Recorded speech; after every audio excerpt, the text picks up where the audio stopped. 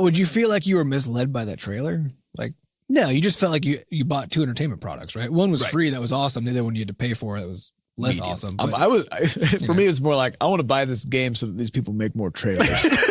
Butterscotch.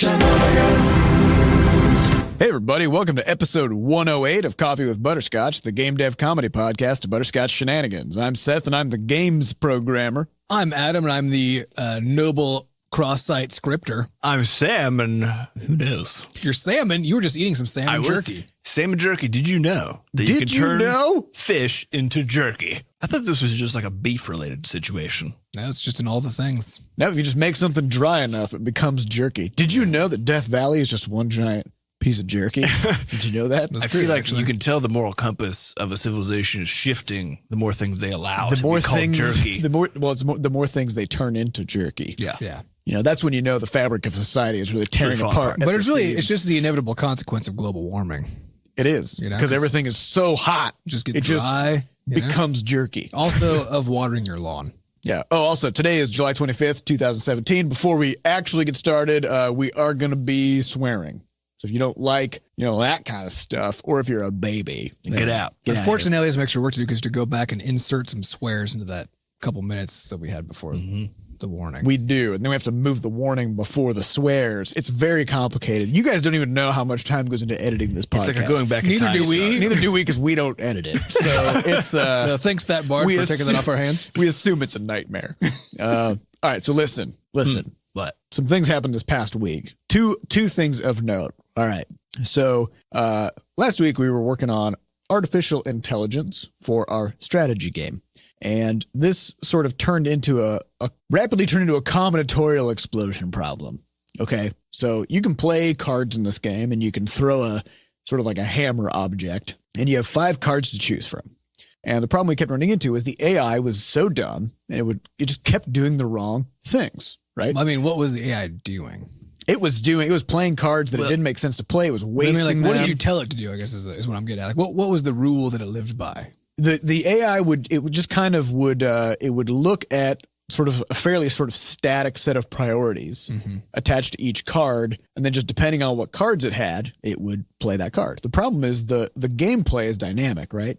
What's happening on the board and what your opponent has and all this other stuff need to be considered when deciding what card to play. Otherwise, you'll end up wasting it. So a great example is there may be a character that has 1 HP. And all you have to do to kill it is just throw the hammer at it. But the AI would play a multi-hammer card and overclock it so that it was throwing 5 hammers at once, and then just throw those 5 hammers on the one character. So very, very costly and wasteful. Very wasteful. Yeah. And so as we discussed last week, in a strategy game where every move matters, doing something like that instead of throwing 5 hammers across the whole board and sweeping the board clear is just a bad move. So I dedicated my weekend to trying to solve this problem. And I kept going deeper and deeper into combinatorial explosion territory. So 20 hours in, I'm several thousand lines of code deep into this AI, and the problem is just getting worse and worse and worse. So while I'm working on this problem, my wife goes to a tennis tournament, and she's an all-star tennis player. She grew up playing tennis. She was a national champion in India, which, spoiler alert, there's a shitload of people in India.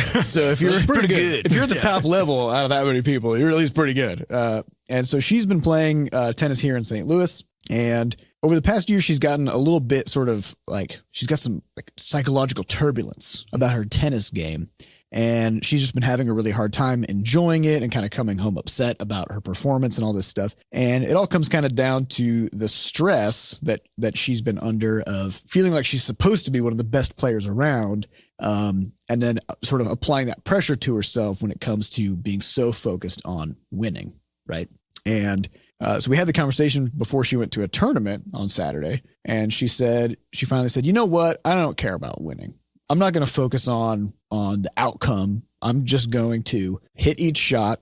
I'm going to play the best I can. And I'm just going to sort of live in the moment and not stress about all the things that could go wrong and whatever. Right. You mean she said she's just going to have fun? She's just going to go have fun. Right. So she goes and plays this match, just annihilates everybody, just turns them into a fine human paste. Yes. Nice. I unfortunately didn't also say the same thing. She comes home just beaming and she's super pumped. Covered in human paste. Covered in just gore. It's just it's like she got home from a meat locker, and she was just beaming and talking about how that was like the best tennis she's ever played, and she was just really proud of herself, and she attributed it to the fact that she was focused more on just what was happening right now and not getting overwhelmed with trying to consider all the ways in which she could screw up and lose, right? And so I bring Adam and Sam over the next day to talk about this AI problem, because my approach to the AI was, let's calculate literally every possible thing that the AI can do, find the best thing that it can do that would sort of give it the best outcome, and then pick that thing. But this was getting more and more and more complicated. And so in the process of talking to Adam and Sam about this problem, we also ended up talking about this tennis thing. And then there was kind of a light bulb moment where we were like, wait a minute, what if the AI is doing the same thing, where it's basically getting dumber and worse at the game because we're trying to focus so hard on the outcomes of what it's doing? And what if instead we just try to figure out, what if the AI just had fun? Mm-hmm. What if the AI just had a set of principles for itself? So maybe this AI is like, I love hitting people with hammers. Yeah. Yeah. That's That's just my jam. Any chance I get to hit someone with a hammer, I'm just going to do it because it fills my soul. That's my thing. And if I win or lose, I don't care, because I did the best I had a great time. I could, which mostly involved me hitting people with hammers. Right?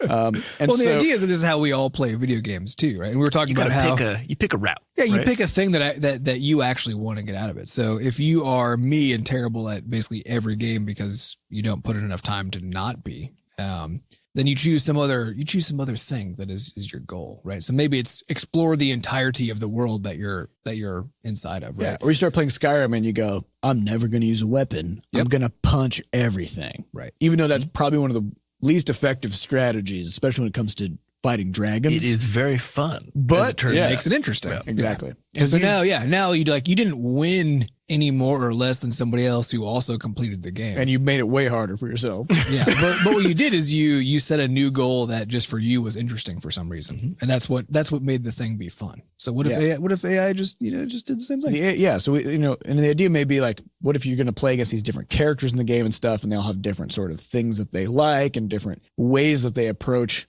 playing the game. And they'll have some sort of underlying fundamental principles about like what makes a decision better or worse.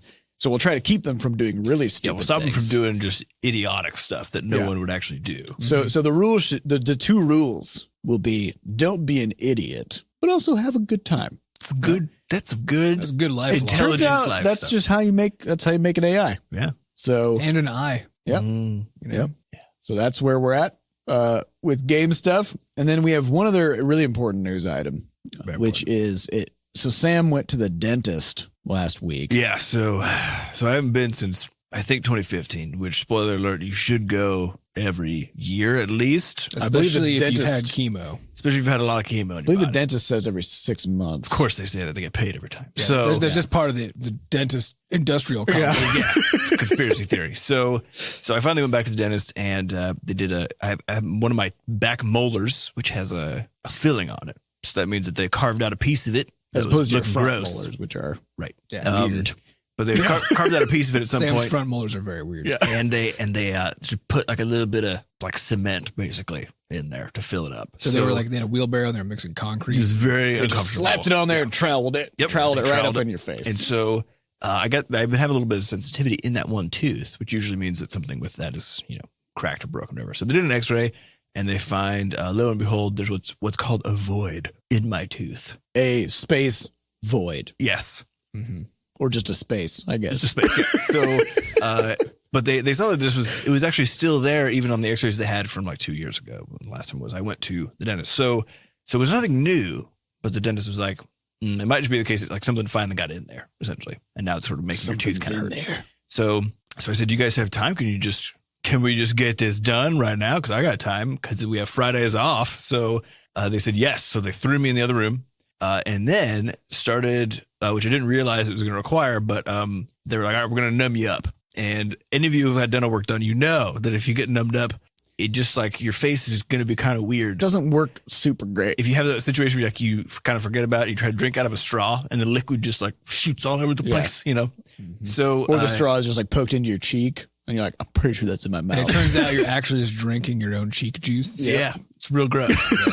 So I hadn't really thought about what was happening after the dentist appointment, which is that You're just living in the moment. I'm just living in the moment, you know? You're just having fun playing tennis. Damn right. You know? And, you know, my priority was like, if I can take care of this today, that's my principle that I'm operating on. You know, the convenience of not having to come back to the dentist. So I'm like, yeah, let's do it. Sign me up. You know, shoot me up. Just here to Whatever. have a good time. The activity I had to do after this was to go to a photo shoot where I had to smile. So basically what happened was I get jacked up with lidocaine, and then, you know, they let you sit there for a while it sort of soaks in. They do the work. Everything goes fine. And I head out, and I was under the impression that sort of the lidocaine is strongest at its early stages. No. But the reality is that it is strongest in the sense that it works and you're numb. But the reality is that it constantly sort of like just keeps on seeping into your tissues from Spreads. the point. And so basically what happened is actually as I got closer to the time of the photo shoot, more and more of my face was getting numb.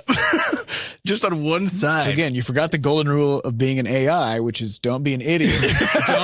don't overclock your hammers. That's and right. use it when you don't need to. That's right. You So overclocked your cheek. Yeah. Now And I couldn't feel it. And so I go in to do this photo shoot thing, and I'm just like, I had gotten a coffee right beforehand because it was on top of like a coffee shop. And the straw thing happened. When that was when I realized, I was like, oh shit. So as you were drinking your cheek juice, you Yeah, were I was like, as you're pouring scalded coffee onto the side of your face in the midst of your photo shoot. like, this is not going to go well. I feel like this is bad. So I ended up doing that thing where you sort of smile with your eyes. I think it's Tyra Smize. Banks, smize. Smize. Yeah. So I tried to pull that. I don't know how good it's So going you to be. gave that. You gave that. I'm feeling pretty good, but I can't feel my face. Yeah. Kind of a look. Yeah. I was like, I'm the sort of person who doesn't. I don't show my teeth. I'm incredulous, and I feel nothing. But I mean, think you can still move correctly, right? You just can't tell if Can't you tell you if can't. you're No, moving. like so the right side of my face, I couldn't get the full smile. Could not. Yeah, it does. It does kind of numb the. It actually numbs muscles the a little muscles bit, and the, Yeah. okay. So I couldn't actually fully smile. So if I did, So you're Botoxed. yeah, if I tried to, it looked like I was sort of weirdly smirking, sort of a thing. So how does it feel to be? So you kind of dipped your toes in celebrity culture, right? You Botoxed yourself, and then you went into a photo shoot. That's true. It did feel what very was that glamorous. like? Yeah, Was it- it was Did actually you give him nice. some of the blue steel? I arrived Cold and they had steel? the Coldplay. Cold. they had the place set up already, which was nice. They're like very, very professional people. So you just walk in there and they're like, cool, just sit here. We're gonna go. Here's the 3 shots we're gonna do. We're just gonna go for it. And it's for my the school that I went to, the college I went to, for their like alumni magazine thing. So this guy is a paid photographer for the school, but he's still like, for whatever reason, I think he has a good sort of almost fashion photographer vibe where he'd be like clicking around. He's like, nice. All right, look over there. Yeah, that's good. Think about geese. So yeah, it was a nice. I wonder if all that kind of Luxury talking and that sort of the stereotyped photographer thing is because they know that if you stop talking, then the person's going to become really self-conscious I because think they start it's thinking exactly about what it is. how ridiculous it is what they're Well, doing. for the photographer, by being more ridiculous than the person. Puts you at ease. Yeah. Yeah. Yeah. Imagine so- if people did this when you were trying to give a talk or a presentation or something, and the audience would just be like constantly narrating, like, yeah, you like, yeah, flip that slide. Yeah, just think about those graphs. I mean, that is basically what happens in, like when politicians go up and people like clap when they say a certain thing or That is cheer, true. like this is basically what happens. Yeah. So I did get to dip my toes into being a celebrity for a day. It was good. Feel good? I felt Felt nothing, but I felt half in of a good nothing. way. All right. So again, Don't be an idiot. don't be an idiot And have fun. and live in your truth. Yeah. Live by your principles. Live by your principles until it makes you be an idiot, in which case maybe step back and not do that thing. Yeah. Reevaluate your life. Unfortunately, All right. people mostly just steep themselves in that part. Yeah. It's a hard line to walk. They're just like, how can I double down on this How can I even more? Yes. All right. So let's get on to some questions. These questions come from our listeners over at podcast.bscotch.net. So if you would like to get a question asked, or I guess asked and answered on the podcast, hop on over there. Give us a question. Technically, you do ask every question that gets I asked. do. It's like a double ask. I do. It's a bit weird. Yeah. All right. First question comes from Kula Bula, who says, did you try to build an entertainment empire What the hell does that mean? So this we got to unpack this because the past tense is throwing me off. Yeah, did we try? Meaning either that we did on accident. either we did or we succeeded, right? Oh, I see. or we tried and failed. Yeah, I heard it on that side of the fence. Yeah. And it does also presuppose that we aren't continuing to try to build an entertainment empire. Where's the question? At what point when you build an empire can you just leave and let it run itself? That's when it's done. That's when the empire's built. Right. You're building it. Actually, no, I guess does an empire require an emperor is the first question. I think so. Yeah. That's what makes it an empire, right? Otherwise, it's just a place. Otherwise, you have to convert it into something else, like an oligarchy. Mm. You know, Yeah. or Then it's just like an entertainment, sort of conglomerate or whatever. Mm. So I think the goal would be we don't want to build an entertainment empire because that sounds like a lot of work, being the emperor of anything. So definitely not. We do want to keep expanding. I mean, we're working on getting merchandise. We're working on other secret projects. We have a lot of Can't wait things. to talk to people about stuff. We have a lot of things going on. Yeah, we have a lot of things going on that we literally can't talk about. And it's actually most of what we're doing right now, and it's driving us crazy. But anyways, Well, is it the case that emperors tend to die more from their subjects than, say, people in an oligarchy? Because there's less of a figurehead to like point directly at and kill. yeah. I think there also just have been kind of fewer historical oligarchies. Why is that? You think? because they all got killed by emperors. Yeah, probably. Mm. It's the inevitable power structure. I think no the matter one and what the few. happens, when you get to the top, you're gonna die. I think that's what Somebody's it is. gonna kill you. Yeah, If Game of Thrones has taught us anything, Yeah. that's exactly that. that's true. It's lonely at the top of the mountain, and then you get stabbed and thrown off the mountain. Yeah. So we shouldn't build this. Here's what we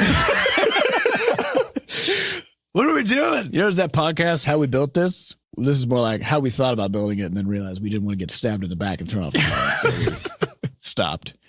I don't know. I mean, it's something we're just doing what's interesting. And It tends to be that when you do stuff that you're interested in, Who cares? especially, well, yeah, who cares what happens? But I think as you do one interesting thing that might be small, then the next thing you do kind of almost by virtue has to be slightly bigger It's in order video to be game as logic. fun. Yeah. you got to level up. The you know? numbers have to get bigger. Imagine So- if you're playing like World of Warcraft and you're like, oh yeah, I'm level 36. And then you get to the end of the XP bar and then it's like, you're just kidding, you're level 35 now. You'd be like, what the shit? Yeah.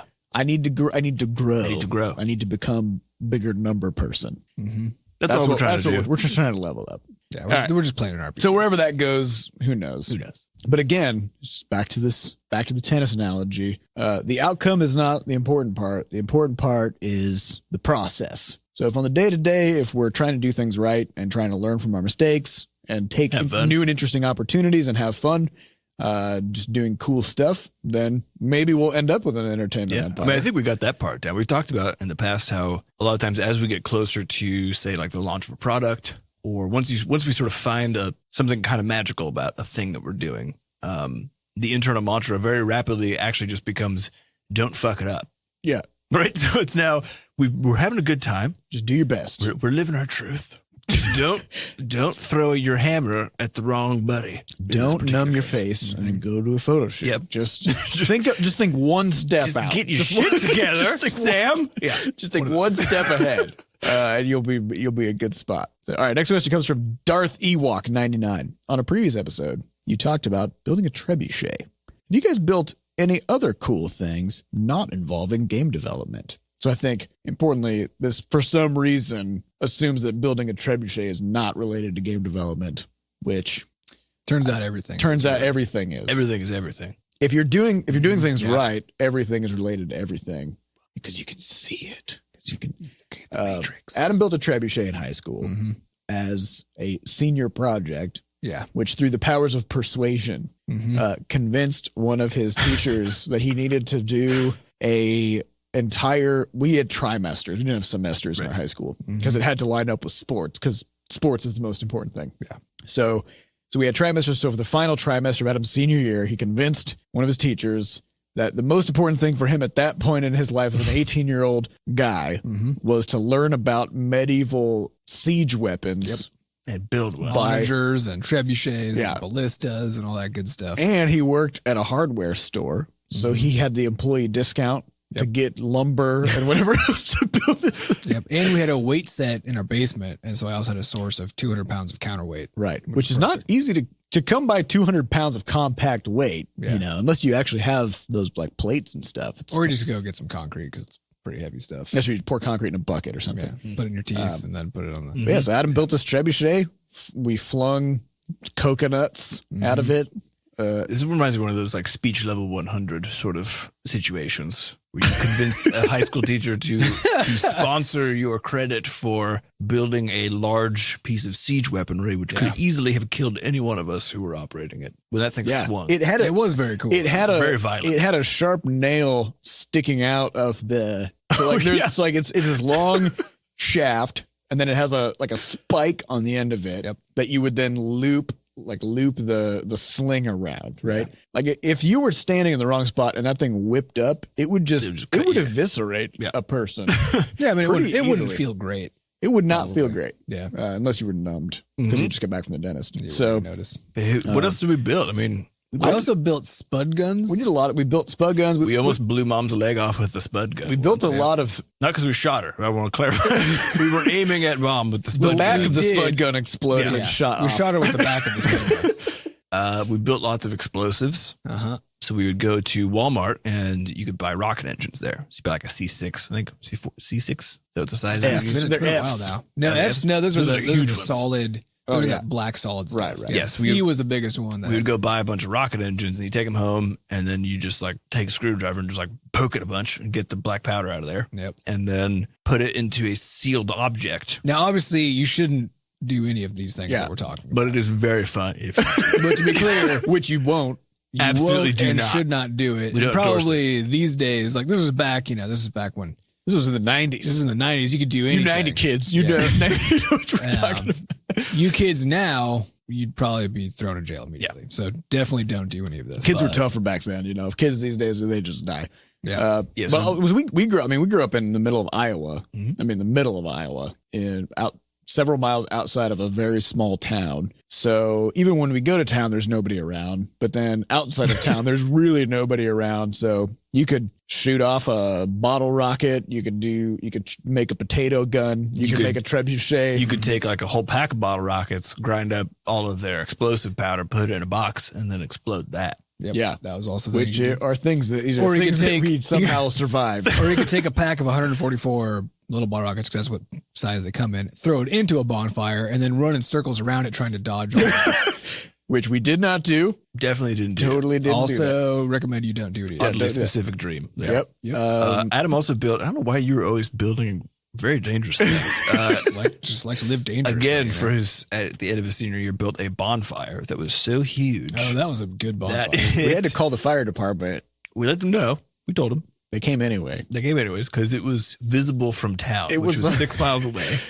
The flames towered over the fully grown oak tree that was next to the bonfire. At least a 40-foot flame off that thing. It's huge. You couldn't get within like 50 feet of it because it started like hurting your body. It was a little warm. Now it was incredible. I just made like stop action movies and basically anything. I did a lot of film production when I was in high school. So I made a lot of films, music videos, short films, feature length films, claymation. What was that whack movie you made? The Fantastic Friends. Yeah. Yeah. Oh yeah, then we made Equation 6. Yep. Which was that might be on the internet. Is that on the internet? Could be. Yeah, we Sure. made a lot of movies that it's as with all things, when you first get started with something, you think what you're doing is good, or rather you're too proud of it to question it. And it turns out in retrospect, you look at something 10 years later and you're like, oh my God. But also, this is a flaming but then again, the problem is you can't compare what we were doing in like high school versus what kids today can do in high school because of the change in computer technology. we had no like fucking After Effects. We had very limited access to software to do anything, and we also had no frame of reference because YouTube didn't exist. Yeah. So we couldn't see what anybody else was doing or what is even like a mark of quality. And so we just did stuff. And everybody else around us was like, I mean, I guess that's good. And we're like, I don't know. I haven't seen anything either. I've never seen things We're in the before. dark ages. Yeah. Yeah, because YouTube popped up like around the time that we see, Adam and I were in college around the time YouTube started up. So, and Sam, you were early high school. 14, 15? I don't know. So, I mean, yeah, but we just kind of made shit up and did it. We had no idea whether it was the right thing or not, but we didn't care because we were just having a good time and living by our principles. That's right. Now I'm thinking about, like, did I build anything? I don't think I did. You built relationships. I built friendships. Sam was a social butterfly. That's all I did, though. Yeah, I was too busy, being angsty and trying to not do sports, even though I felt like I had to, and then doing them anyway, and being really bitter about it. Yeah, and also, well, I just didn't do it. I was really into swimming in high school. I put Adam into the unfortunate scenario where we had one shared vehicle between Adam and me, and I wanted to be on the swim team. Swim team was at 6:00 in the morning. I was the only way for me to get there is to drive, or else our parents would have had to get up early and then drive. They're not doing that because we live way outside of town. So I left Adam with the unfortunate decision. Do I, as an angsty teenage boy, High school student, do I ride the bus to school? Oh, yeah. That was With all these kids. Yep. With all these little Who are kids on the basically, bus. because it's only kids that ride the There's all bus. these kids on the bus. Do I ride the bus to school? Or do I wake up at 5:30 every morning and swim for 3,000 yards and almost vomit every day because of how hard it is? I'll take option B. I will do the swimming. Yep. You know, it's interesting now if you're like, all right, this huge bus full of children will come and pick you up at your door, Like which basically right what there. happened, right there, like within a block, and then just take you directly to the place you're trying to go to and drop you off For free. for free. I would be on that bus. Full of children, though? I don't give a Because shit. children are gross and they're full of diseases. That's God, true, maybe but that there's like wasn't an that adult wasn't your section. friend. that Now, wasn't your because thing you're you going to pay for, yeah, it's free, sure. Yeah. But you're going to pay for that and all the diseases that you're going to Maybe I'm actually going to be paid a dividend by how big my immune system's powers will grow. I mean, if you live through it. Yeah. true. Yeah. That's fair. Yeah. So, we all had different sort of life priorities, I think, at that time. So, Just, yeah. all right, next question comes from Metron, who says, hacking is a recurrent topic on the podcast, but what does it entail exactly? People fiddling with save files? Or is it more subtle? Do you find this happens more on a specific platform? Or are PC, iOS, and Android equally plagued by this? They're all plagued enough by it that it matters to us. And it doesn't matter the difference between them. It depends. There are only certain kinds of hacking that have an impact on us, which we've also kind of talked about, right? So the question is, what is hacking? It just means doing something that wasn't intended. Right. So how do you do purposely that? doing something that wasn't intended, kind of for the sake of it, right?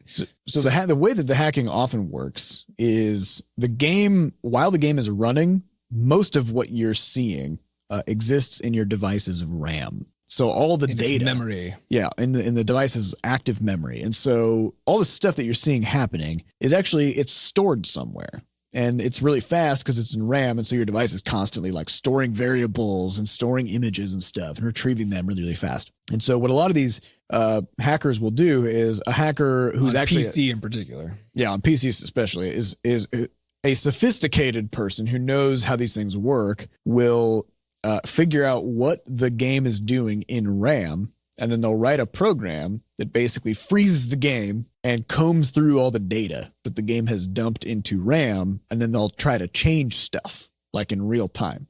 So if you go, But I do want to clarify though that when you say a sophisticated person with a program, you mean some group of sophisticated people built a program that does this in the general sense. yes, So that people then who don't know anything at all we'll try to do Go this. do it will then on try everything. to do it on Yeah. everything. And so the trouble is like in the device's RAM, it's not the case that you can just go like search for the word like bombs and be like, I want to see how many bombs I have.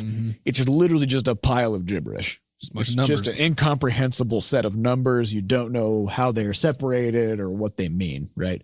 And so basically and this is where, as Sam was saying, it becomes a sort of a problem, is people go in there and then they change things that they have no idea what they're changing, break it, and then they send us an email and just tell us, hey, the game crashed. I don't know. And then I don't know what happened. I don't know. And Well, then and we also do an enormous amount of work to make sure just that the game, as it's designed, doesn't just suddenly do the wrong thing and change some value the wrong way or something that will cause it to break. We have an enormous amount of effort that goes. That's most of what programming is, right? Is telling it what to do and then finding all the ways that could go wrong. But we don't program in the hopes of defending against somebody literally fiddling with values as they're stored in memory that weren't meant to be a certain way. Yeah, that weren't meant to be a certain way. That's not a way that anybody programs except in the context of like super security kinds of software, right? Yeah. So in the most general sense, then the hacking that's done is actually on the broad scale is done by a bunch of people who have pulled down a program that oftentimes actually will do this automatically. So we've talked about this in the past with in-app purchases. There's a bunch of different programs you can download to your phone that will just listen for a game to boot up essentially, and then automatically submit all of the in-app purchase requests as fake ones and get you all the stuff. The problem is, of course, that in the case of someone who doesn't know what that's actually doing, they didn't build it. They just got the program that does it for them. They're like, oh, I'm just getting free things now. Yeah. They don't realize that they're literally committing fraud. In that case, yes. Yeah. And might also be sending all kinds of your private information to a hacker who made some software. Which is very likely. Yep. So yeah, I mean, that's the interesting thing to me about the You're hacking sort of is that- losing in all fronts. Right. The vast majority of people who do it don't understand what's actually happening, and as a result, that's actually what creates all the work. The truth is, I think the hackers that are actually hacking never talk to us, because why would they? They're the ones that are writing the software that does those things. You got nothing to say. Yeah, and again, mostly like we don't care, about that. We care when it becomes our problem. Right. So the people who send us support requests, we spend an entire 2 days trying to track down their weird bug that nobody's ever seen before, just in case it's an actual problem. And then finally, after 2 days, we pry it out of them. Did you do something to the game? Like, well, I mean, yeah, I broke it, but I still think my favorite one though was when that kid set his clock to negative time. Yes. So that nothing in the world could spawn. Right. Because things that spawn in the world, they also need to remember when it was the last time that they spawned. And then they compare that to see, should I be respawning? Now they all spawned in the future. Now Now in negative time, the current time is now way before the last time they spawned. Yep. Which the check was basically how many minutes has it been since the last time I spawned?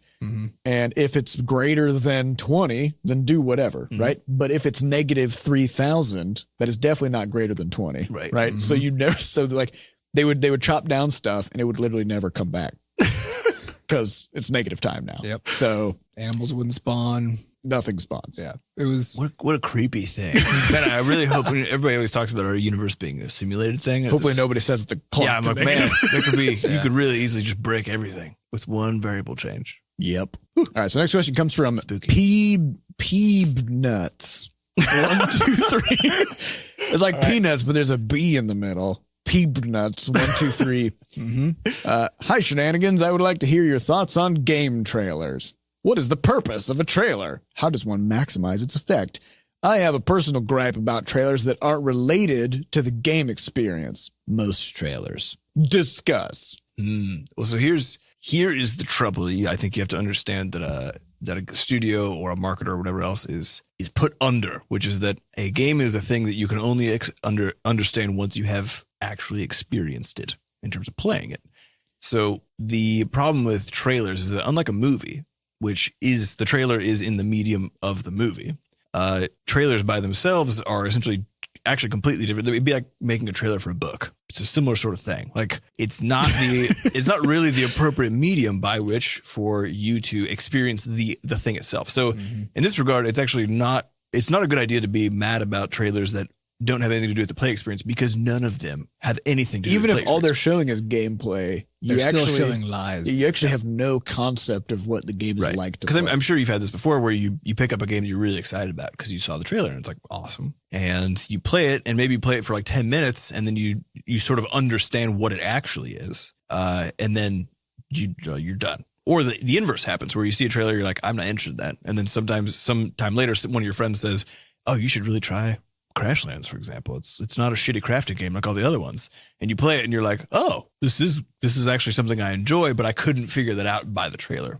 which of course you couldn't. So I think that's one little note there is like it's unfortunately it's the best medium we have to offer a comparable experience to what playing is like and to sort of get the visual flair going, but it does not do games much of a service in terms of actually showing you what they're about. Unless we do this. Uh-huh. We make a game trailer. That is a game. That is a game. Uh-huh. It's like a WarioWare-esque sort of like rapid series of snapshots of things that you're doing in the game, but where you have to do those things. Well, this kind of sounds like a demo, if you will. No, not a demo, a trailer. Because a demo is like a contiguous. It's like free cut down contiguous version of the game. I'm saying we make a whip snap people. Yeah, we make a 2-minute long gameplay experience that rapidly shoots you from one part of the game to the next, and just quickly, like, all of a sudden you're like, what the fuck, where am I? And then there's like a line of dialogue where some character's like, rah, rah, rah. They say something snarky, and you're like, oh, heck. And then it's like, it cuts to the next thing. But see, so this is the weird thing too about that's what a trailer is, right? Certain games work very well for trailers, actually, and oftentimes it's ones that have more of an action-oriented component to them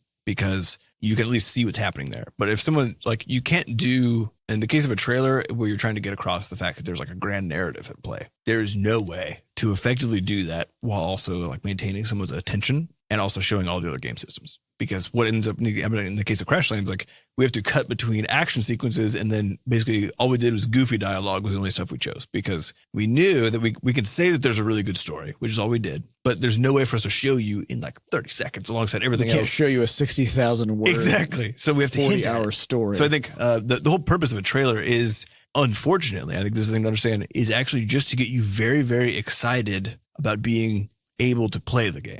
It's not necessarily selling about the idea of the game, correct, not the execution. Yeah. And I think this is where a lot of the friction comes in. If you look at No Man's Sky, I think it's a perfect example of this thing falling apart. Yeah, you literally can't talk about this without talking about No Man's Sky. So their trailer did such a good job of selling the idea.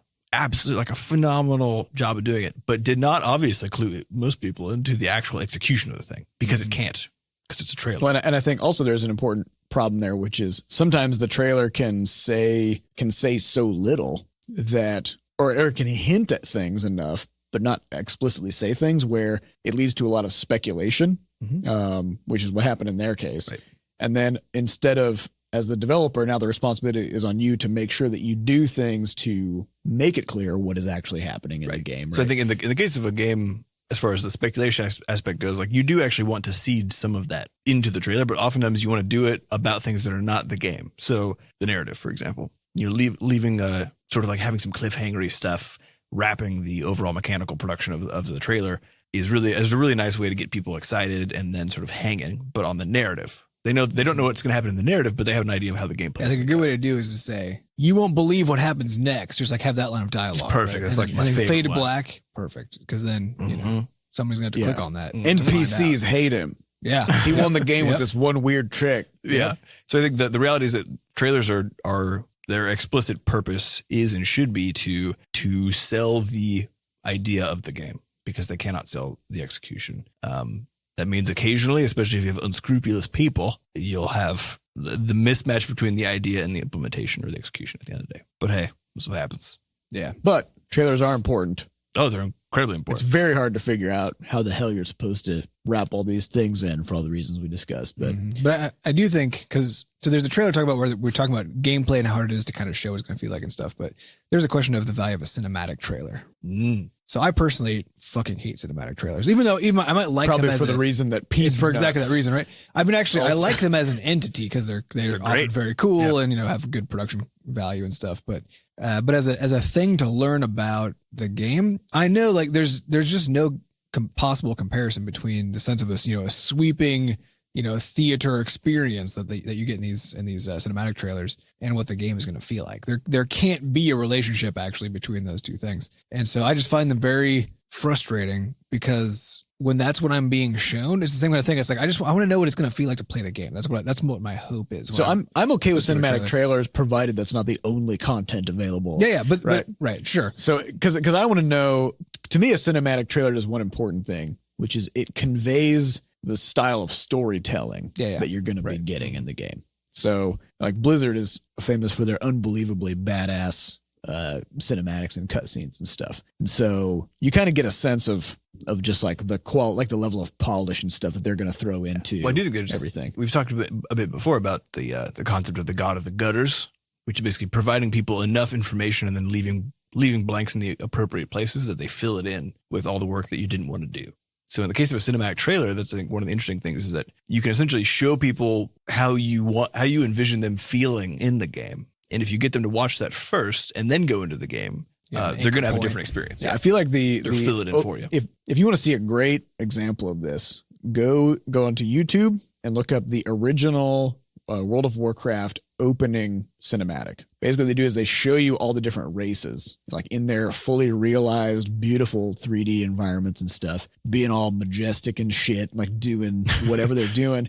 And then if you idle poses, presumably, no, like they're like they're CGI, doing all kinds of stuff. Like there's a Torn and he's like got this pouch of weird like magic powder and he like sprinkles it out into the wind and then he's like, blah, he like makes a weird cow noise, you know, and like he's all covered in trinkets and like you see Thunder Bluff in the background with all these totems and stuff, and then you go into the game and it's literally nothing like that.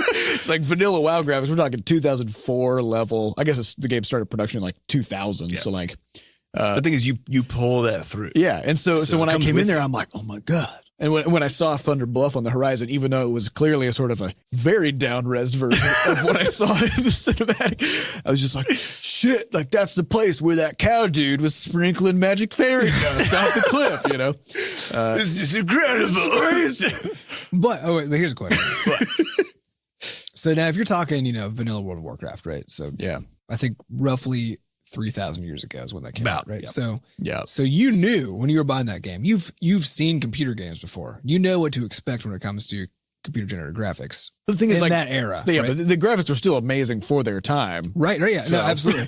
I didn't think much of it at the time, but yeah. But you did not for a second watch this beautiful cinematic trailer, right, and think the game could look like this. Right? I mean, I kind of did, but not like I wasn't disappointed. Yeah, about it, no, I knew realistically. I knew it couldn't really look like that. Yeah, but now take like Blizzard today. So Blizzard's in-game graphics, like most of their games are still pretty old now. So because like what their newest one is still, I guess Overwatch is Overwatch. Yeah. Look at those fucking graphics. Yeah, spectacular, right? And their shorts, their basically CGI is the same. Yeah. So now you watch a cinematic trailer for like Overwatch, and actually, like to me, those are perfect because everything is actually the same. They're trying to convey personality of characters, and they do actually do a really good job. Oh yeah, right. And also there isn't an expectations mismatch because when you watch that thing and you understand as a person who plays video games and watches movies, right?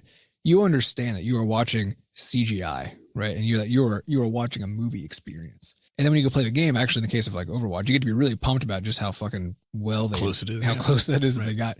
If you're to play World of Warcraft Forever Ago, you get to be pumped at still how awesome the game looks compared to every other game you've played.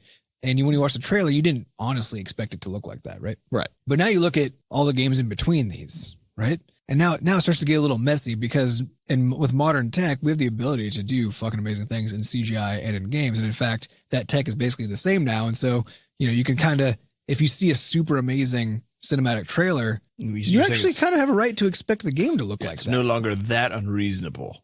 Yeah, right. Because cinematic trailers used to convey the idea, just the pure idea of like the world, right? Which the game couldn't convey because it was technologically infeasible. And nowadays it's pretty close. It's close enough that it should not probably depart that far from right. Because then it actually starts to become it starts to feel like you're being misled instead of that you're being given a sense of a thing that the game can't provide. Now, let me ask you this: what do you think about? Because there's a lot of scenarios where you'll see games.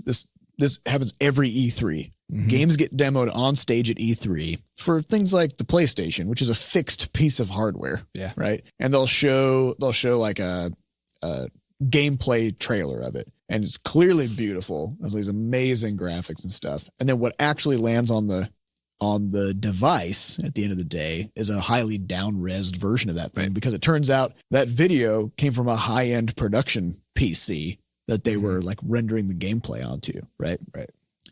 what about that? Was that bad? I mean, I think it probably is, but it also depends on what you're valuing as a user in that context. Right? What's your truth here? Where's your truth, right? I don't care about graphics. Well, the thing is I don't actually care about graphics either. But to me, it's that feeling of somebody misleading you, right? Feel about scruples. Yeah, because if I was really into like whatever the most modern, super crazy first person shooter with perfect realistic graphics, Modern Murder 73, whatever face shooter edition. Exactly. So if I was into that game and I watched the E3 announcement, I saw this fucking amazing trailer with like just all this cool stuff. All and then- these faces getting shot. and then I go pay $60 and get the game, and like I can't even see a person's head explode. Yeah. Right. It's just redness instead of guts and brains. Yeah. Right.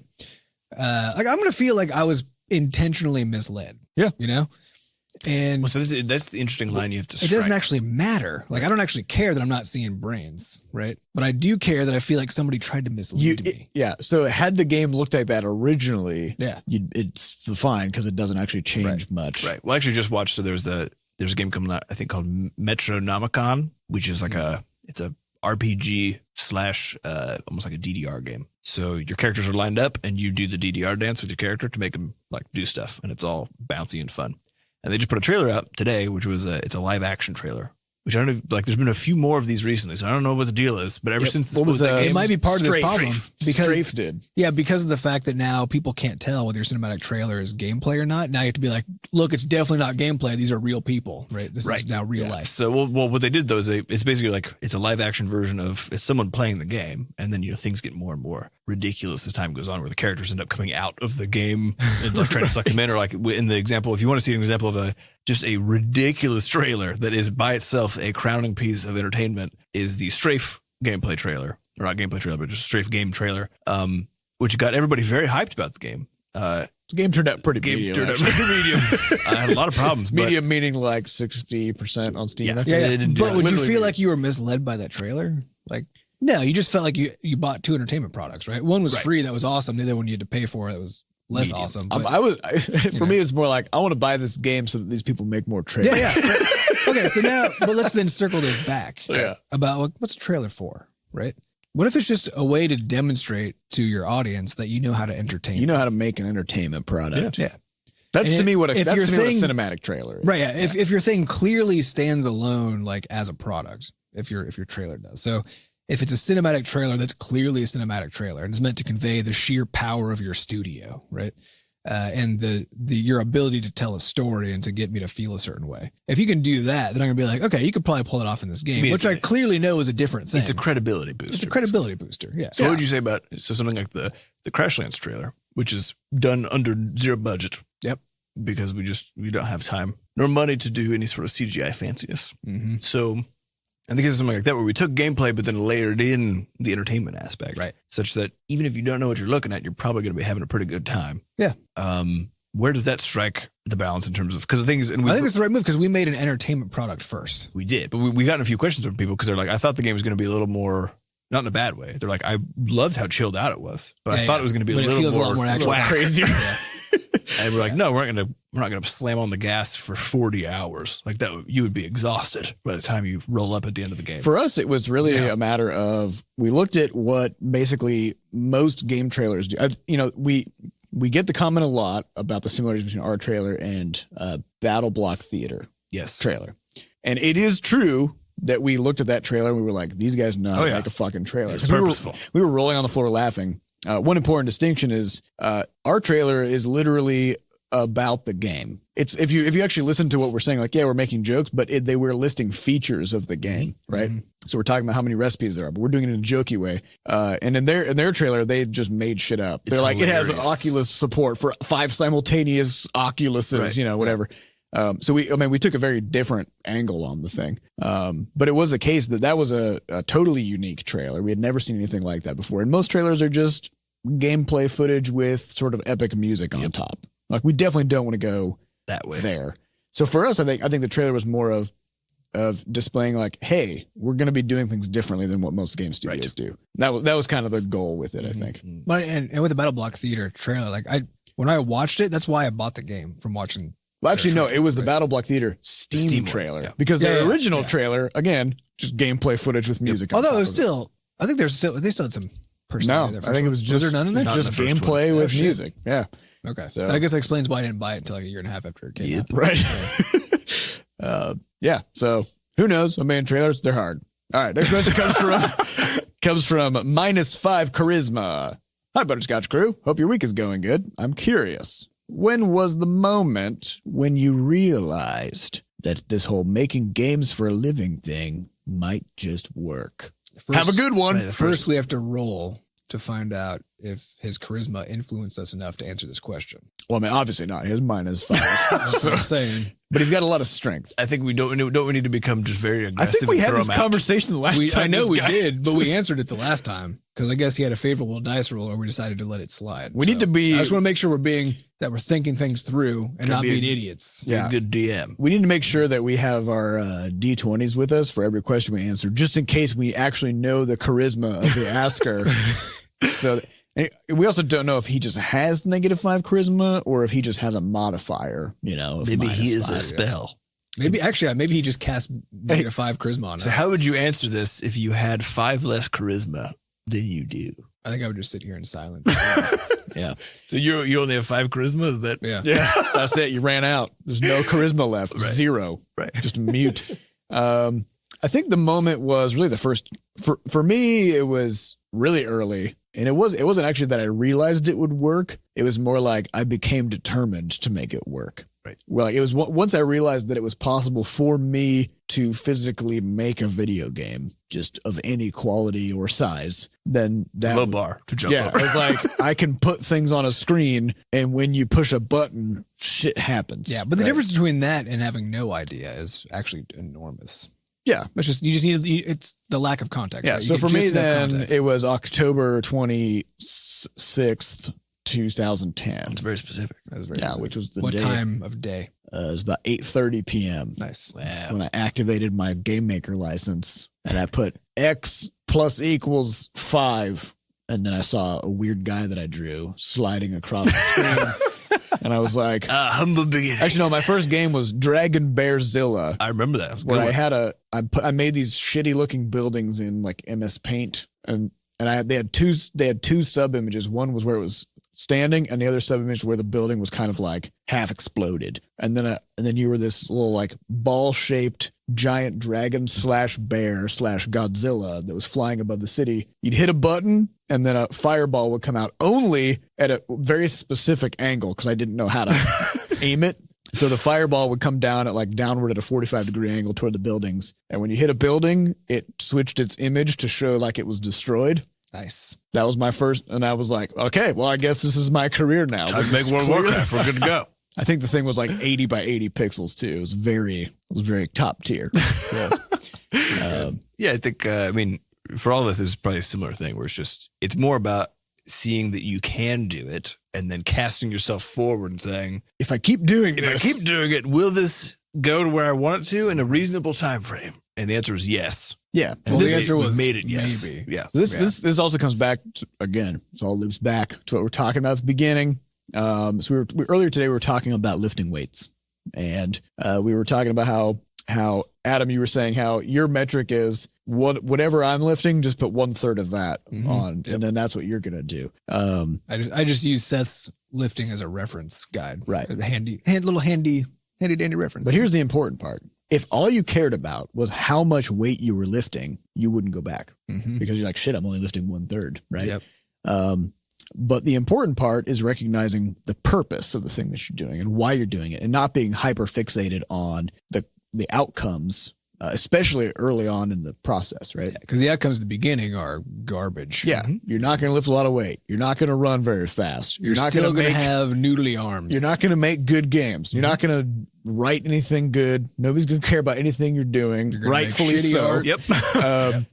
Nothing you do early is good. And if all you care about is making a good thing, then you're just going to be endlessly disappointed. Right. And so, And you're going to continue to find reasons why you shouldn't do that thing. yeah. And so early on in the process, or early on in sort of learning these new skills, it's really all about falling in love with the act of doing the thing and becoming really passionate about trying to improve the ways in which you do stuff and trying to learn as much as you can about doing those things. And that's what's going to get you there. And I think for me, that was kind of early on. It was just fiddling with Game Maker and trying to figure out what I could do next. It was never about like, how do I turn this into World of Warcraft? It was just like, now that I have the dragon, how do I aim this fireball? Right. And then that's the next problem to solve. And so really just kind of like just one problem after problem after problem after problem. And if you just do that for years, then eventually you're just making all kinds of shit and you can do whatever you want. So Yeah. Yeah. Yeah. Yeah. All right. Next question. Last question. Comes from Rad Habit. Have you thought about jumping on the pixel art wagon? This is not a bandwagon, but it's just a regular, It's a really down wagon. res wagon. Pixelated wagon. Yeah, wheels there's a lot of sharp corners. The wheels are square. Watch your butt. It doesn't go very fast. Or do you think pixel graphics are overdone? Do you think good art can make a bad game good and bad art make a good game bad? Just I feel wondering. like these are song lyrics. All hypothetical. I love your art style. Don't change. He put a lot of exclamation marks at the end. I think he's worried that by asking this question, he's gonna. His influence is quite great. Well, I think He's got so. +5 charisma. Let's talk about why you would do pixel art in the first place. And the big, so we have actually explored. We had one game that we did that wasn't in pixel art, but it was in vectors that were just squares. So Yeah. it was my version of pixel art because I didn't want it to pick up some stupid ass pixel program, so I made them in Inkscape. You did squares in Inkscape, which is probably the most processor intensive way a person could make Very pixel art yeah, about right. in any capacity. And that was the game called Shucks. It's up on our bscotch.itch.io page, I believe. Yeah. Yes. So if you want to play it, you can check it out. And we made it in 8 hours. So the idea behind going with something like pixel art is early on, especially early on, but even later, picking up some constraints that offer a blend of essentially familiarity to people, where they see a pixel art game and they say, "Oh, I've seen something like this before." So that's good. That kind of gets you in the door a little bit. And then being able to do some sort of twist on it to make it your own is sort of the recipe by which you can both have an extra constraint that helps you get stuff done and not, for example, if you had, 4K textures that you were painting, that is a very different amount of work that you're doing now to achieve basically what is at the end of the day, maybe the same gameplay. And so pixel art in a sense is sort of it's a really handy constraint to have. And it makes it so you can't get too worried about stuff. And if you start strapping on additional constraints like color palettes, for example, with even a pixel art game, not only do you end up making something usually that looks pretty good because it's just a bunch of patches of color, but you make something that you make fast. And in the case of trying to simultaneously, for example, develop an aesthetic skill, develop some actual gameplay programming and design skills, that can be the difference between you becoming a really good designer who then maybe at some point wants to breach out of something like pixel art and make something, grander and from an art sense. And you maybe just flailing around making shitty paintings for a long time. So I think it's a fantastic constriction point. And then if you get really good at it, the whole point is that just like any particular skill, there's no end to how far you can push the quality. And if you look at something like Alboil, Eventually you run out of pixels, but eventually you're basically painting, so you may as well. But if you look at a game like Owlboy, which is what they call it, high bit, it's all pixel art, but it is ridiculously beautiful, high res. So there's no limit to the place you can put it. I don't necessarily think they're overdone. I think it's just the case that it's an easier. It tends to be viewed as an easier medium to perform in and make a. And I don't think it actually is faster. I think it will be can for certain things. For certain things, absolutely. But I think the reason that there's a perception that it's overdone is because there's also a perception that if you're not good at art, that you should start with pixel art. Like that's the entry point, right? Because pixel art is faster and easier because these constraints, right? Because these constraints. But doing pixel art doesn't allow you to get away with making bad art, correct? Right. But it does hide it a little bit. So yeah, which going back to the end of the question, which is, can good art make a bad game good? The answer is no, but it can market it effectively. It can make people buy a game. Can bad art make a good game bad? Yes, absolutely. 100%. Yep. Well, because also art is a functional component of the game. Yes, it tells you important information. So it's kind of like we make this joke a lot in the studio about, there's that episode of Futurama where Bender like saves the world or something. And he's kind of looking off in the stars. He's like, if you do your job right, then nobody knows anything at all. Like no one knows anything even happened. That's right. And that's kind of the way it is with hitting a level of practicality with the art, putting it up to a level where you see in a lot of really beautiful games or games that are highly stylized, where the art by itself is interesting to look at and add something is sort of the next level. But if you can't even hit the first one, then you got problems all over the place. Yep. Yeah. But I do think that there was kind of an enormous just surge of pixel art games. That's still, and I mean, it's an ongoing surge, right? It hasn't really slowed down. But I think it's because of these misconceptions people have when they're just getting into making games. Mm-hmm. And so kind of like the problem that people have with Game Maker, right? Which is that Game Maker sort of, at least back in its past, was pointed towards new developers. As a consequence, everything being made, just statistically speaking, in Game Maker wasn't very good because it was being made by people who were beginners, right? So it's not the tool; it's the not marketing. the tool. Of the Yeah, tool. it's the market of the tool. I think pixel art recently has been the same kind of a problem, which is that all these people entering the making of games space believe that pixel art was like the most viable entry point for some reason. Which is actually it's not unfair to no, I mean, it isn't even because of the necessarily constraints. false, right? But it does also mean though that just like with anything, when you have an enormous number of people coming into a domain that don't know anything about it, they're going to make medium to bad stuff, right? And so now you have this large surge of all of these things that the one thing that they clearly all have in common is pixel art, right? Which actually has nothing to do with anything, right? That actually is a marker of why those games exist in the first place. And so it's easy to say, oh shit, like no, pixel art is overdone, right? Because it's just everywhere. Everybody's doing it. So on, but there's a reason for that. And if you make a really stellar game, period, and it's uses good pixel art, I don't think you're going to lose because it's pixel art. Absolutely not. Yeah, I mean, there are always angry people on the internet who'll be like, I'm not playing this, there's pixels in it. Yeah. Like, shut up. Or they'll be like, this has pixels in it, but it's not using pixel perfect. Yes. Those are my favorite. Movement. Here's what I have a theory though. I think when something is not overdone when people are talking about it being overdone, because the most common game you're ever going to see is just a 3D game. Yeah. Right. And nobody's ever like, is 3D overdone? Do you think 3D games are like, do you think there's too many 3D games? It's like, well, no, because why are we even talking about this? Who cares? Yeah. Or platformers, right? Because a platformer is now just the basis, like the base element of an enormous number of variety of games. And so people might call like crafting games overdone, which is weird, right? But really, there aren't that many of them. There are almost zero of them. But then they'll look at platformers and not even have a moment where they'll think, man, people should make fewer platformers and invest their energy in other stuff. Yeah. People don't say, oh, our first person shooters overdone. Are there just too many of them? Said like, oh my God, PlayerUnknown Battlegrounds, let's get on this. Right? Even though that's an incredibly common game type, right? So, yeah, I don't know. Just an interesting thought. I think it's mostly, if you make good stuff, it can't be overdone. Yep. Yeah. And one other advantage of pixel art is at some point, like you're saying about constraints, with vectors, you can just keep zooming in and keep doing stuff. And eventually you are like working on the nanoscopic level, right? But with pixels, you've only got like so many of them. Yeah. So it's good. All right. So I think that's all the time we have. So we'd like to thank our studio wrangler, Monique, for putting this episode together, our producer, Fat Bard, for making us sound good, and the Butterscotch dev team, Andy, Tifa, and Sher, for continuing to build stuff while we're in here working on the podcast. We'd also like to thank our community moderators who keep our Discord and forums running. And of course, thank you all, our listeners, for coming back every week to listen to our podcast. If you'd like to get more involved in the Butterscotch community, hop into our Discord server, which you can find at bit.ly/bsdiscord. Come say hi. We also have a mailbox. So if you want to send us actual stuff, like a 5-pound gummy bear, you can do that at mailbox.bscotch. Although again, we still have one of those. So choose something similar, but not the same. Yeah, do not send us an actual 5-pound gummy bear. We're still working on the last one. So that's at mailbox.bscotch.net. Also, we don't advertise this show. We depend completely on word of mouth and good reviews. So if you'd like to help us grow and help us get this pod into more ear holes, tell your friends. Tell everyone you know.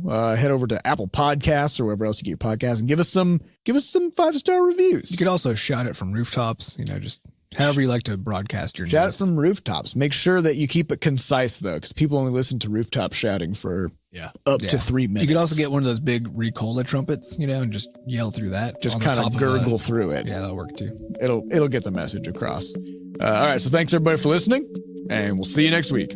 Goodbye. Bye.